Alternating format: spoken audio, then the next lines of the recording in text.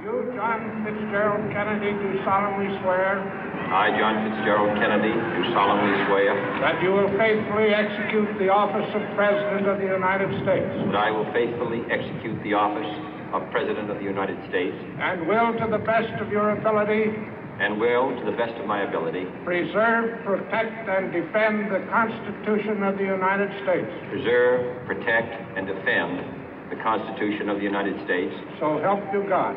So help me God.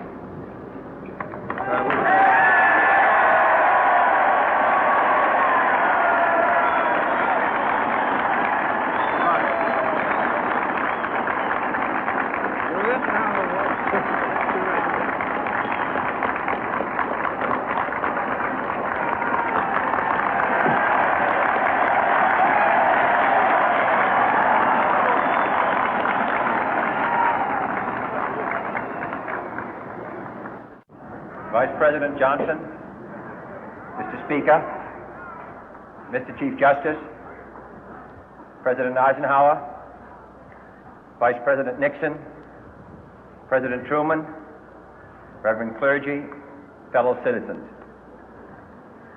We observe today not a victory of party, but a celebration of freedom, symbolizing an end as well as a beginning, signifying renewal as well as change. For I have sworn before you and Almighty God the same solemn oath our forebears prescribed nearly a century and 3/4 ago. The world is very different now, for man holds in his mortal hands the power to abolish all forms of human poverty and all forms of human life. And yet the same revolutionary beliefs for which our forebears fought are still at issue around the globe. The belief that the rights of man come not from the generosity of the state, but from the hand of God. We dare not forget today that we are the heirs of that first revolution. Let the word go forth from this time and place to friend and foe alike that the torch has been passed to a new generation of Americans born in this century, tempered by war, disciplined by a hard and bitter peace, proud of our ancient heritage, and unwilling to witness or permit the slow undoing of those human rights to which this nation has always been committed and to which we are committed today at home and around the world.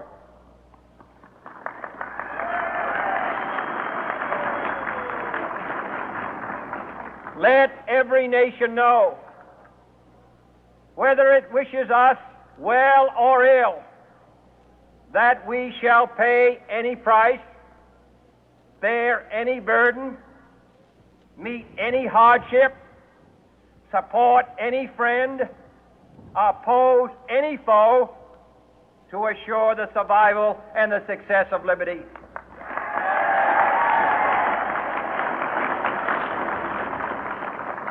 This much we pledge and more.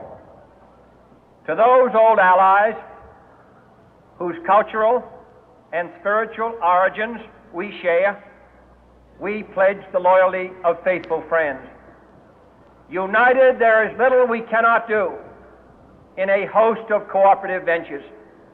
Divided, there is little we can do, for we dare not meet a powerful challenge at odds and split asunder. To those new states whom we welcome to the ranks of the free, we pledge our word that one form of colonial control shall not have passed away, merely to be replaced by a far more iron tyranny. We shall not always expect to find them supporting our view, but we shall always hope to find them strongly supporting their own freedom, and to remember that in the past, those who foolishly sought power by riding the back of the tiger ended up inside.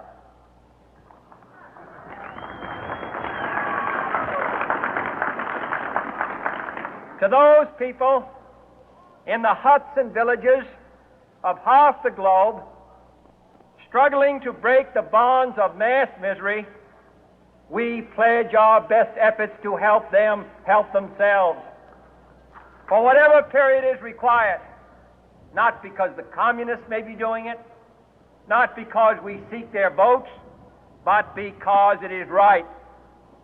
If a free society cannot help the many who are poor, it cannot save the few who are rich.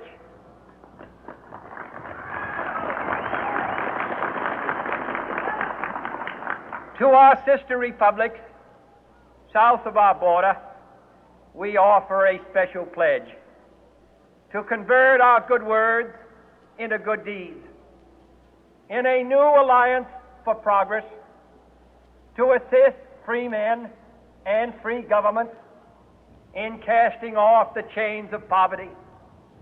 But this peaceful revolution of hope cannot become the prey of hostile powers.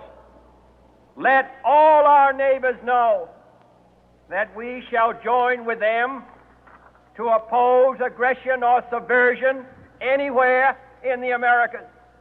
And let every other power know that this hemisphere intends to remain the master of its own house.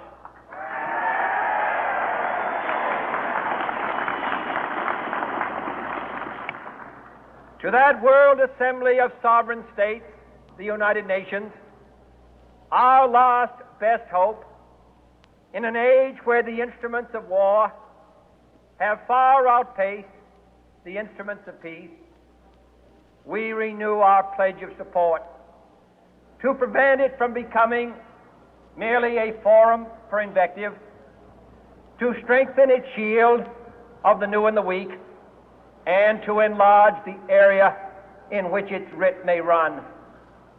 Finally, to those nations who would make themselves our adversary, we offer not a pledge, but a request that both sides begin anew the quest for peace. Before the dark powers of destruction, unleashed by science, engulf all humanity in planned or accidental self-destruction, we dare not tempt them with weakness, for only when our arms are sufficient beyond doubt can we be certain beyond doubt that they will never be employed.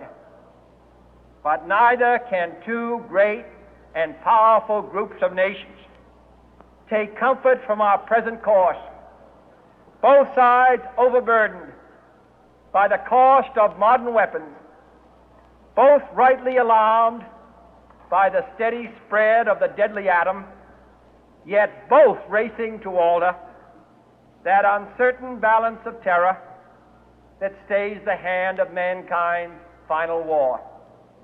So let us begin anew, remembering on both sides that civility is not a sign of weakness, and sincerity is always subject to proof.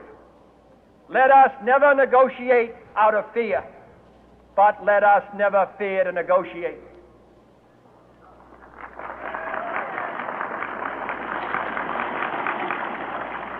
Let both sides explore what problems unite us, instead of belaboring those problems which divide us. Let both sides, for the first time, formulate serious and precise proposals for the inspection and control of arms, and bring the absolute power to destroy other nations under the absolute control of all nations.